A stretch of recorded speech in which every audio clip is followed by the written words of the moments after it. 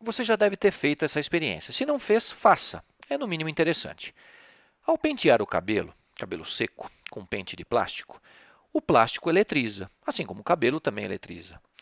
Ao aproximarmos esse pente eletrizado de pedaços de papéis neutros, acontece aqui uma atração. Como explicar essa atração? O porquê que aconteceu isso? A resposta para essas perguntas está nesse vídeo. Vamos estudar a eletrização por indução. Pois bem, a indução. Considere dois corpos. Chamarei de corpo A e corpo B. O corpo A já carregado eletricamente, por exemplo, positivamente carregado. O corpo B, neutro, inicialmente neutro. Não quer dizer que aqui não há carga, não exista carga. Tem cargas, prótons e elétrons, só que em mesmo número. Daremos outros nomes ainda. O corpo A será o chamado indutor, enquanto que o corpo B será chamado induzido. Para que a experiência dê certo, para que a indução funcione bem, esse corpo B, que é o induzido, deve ser feito de material condutor. Você já vai entender o porquê. Por exemplo, uma peça metálica. Vamos aproximar um do outro. Aproximando o indutor, positivamente carregado nesse caso, do induzido, o que vai acontecer? Elétrons livres desse condutor acabam se acumulando preferencialmente o mais próximo possível desses prótons, deixando outros prótons desemparelhados do outro lado do induzido. Repare que o corpo B continua neutro, porém, agora uma distribuição de cargas interessante. Ele fica polarizado. E como resultado dessa polarização, como efeito dessa polarização, o que acaba acontecendo aqui é uma atração de corpo carregado e corpo neutro. Isso pode ser experimentado num pêndulo eletrostático. Não sei se você está reparando, mas considere então um corpo já carregado e outro neutro. Esse corpo neutro acaba polarizando e devido a essa polarização, eu vou ter um corpo ainda neutro, só que uma atração mais intensa do que uma repulsão. Esse pêndulo eletrostático ele é comumente utilizado como um eletroscópio. É para verificar se esse corpo aqui está carregado ou não. Basta aproximá-lo de uma esfera neutra e você vai perceber que essa esfera neutra polariza, né, com cargas de mesmo módulo, só que em posições um extremo e outro, de tal sorte que rola uma atração. Ok? Um outro eletroscópio famoso é o eletroscópio de folhas. Ele é fácil de explicar também. Imagine um bastão já carregado eletricamente e um outro corpo neutro.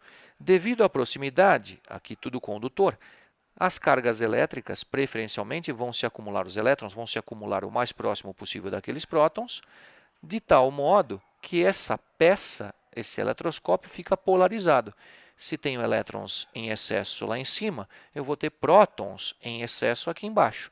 E esses prótons fazem com que essas lâminas, que antes estavam próximas, elas acabam se afastando, uma para um lado, outra para o outro. Então, mostrando até que se eu tenho um bastão na mão carregado, essas lâminas acabam se afastando. Ok? Vamos entender bem esse processo de eletrização por indução, porque até agora foi só uma indução, agora eu quero eletrizar um corpo.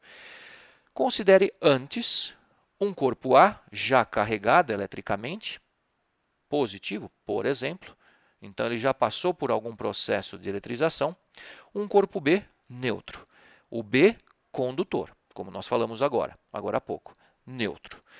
Primeiro passo, aproximar um corpo, que é o indutor, do induzido. Então, vamos lá. Aproximando o indutor, que já está carregado eletricamente, do induzido. Rola aqui aquela distribuição curiosa de cargas. Elétrons livres devem migrar para o mais próximo possível desses prótons, deixando prótons desemparelhados do outro lado. Repare que o induzido se encontra polarizado. Perfeito, aqui já ia acontecer a atração do corpo neutro. Só que não é essa a finalidade agora. Num segundo passo, vamos ligar esse induzido a um grande reservatório. Vulgo Terra, pode ser até o planeta propriamente dito, mas um corpo com capacidade elétrica tamanha que possa oferecer elétrons ou receber elétrons na medida em que a necessidade o fizer. Então, vamos lá. No caso, o primeiro corpo, que é o corpo A, o chamado indutor, continua carregado positivamente. O induzido, se lembra? Estava neutro. Só que agora, ligado à Terra, elétrons acabam migrando da Terra para o corpo, saciando esses prótons, e um corpo que acaba ganhando elétrons fica negativamente carregado. Repare, eu já consegui então com que esse corpo neutro recebesse elétrons. Ele já está carregado eletricamente. Antes de afastar o primeiro corpo, chamado indutor, eu desligo a ligação com aquele reservatório. Eu corto a ligação com a Terra. Cortando a ligação com a Terra, olha só o que nós vamos ter. Um indutor continua positivo, o induzido, que recebeu elétrons, permanece negativo, e eu posso terminar o processo, afastando os dois. Olha só o que deu. O indutor apenas deu ar da graça, mostrou-se presente. O induzido acabou, nesse caso, recebendo elétrons e ficando negativamente carregado. Ok? Bom, o que nós temos como resultado dessa eletrização por indução? Vamos fazer um resuminho? Na eletrização por indução, a carga adquirida pelo induzido será de módulo menor, se a indução for parcial, ou igual, se a indução for total, ao módulo da carga do indutor. Vamos voltar ao slide? Eu fiz questão aqui de contar. 1, 2, 3, 4, 5, 6, 7 positivos conseguiram induzir 6 negativos. Isso é normal, isso é comum, quando a indução não é total, foi uma indução parcial.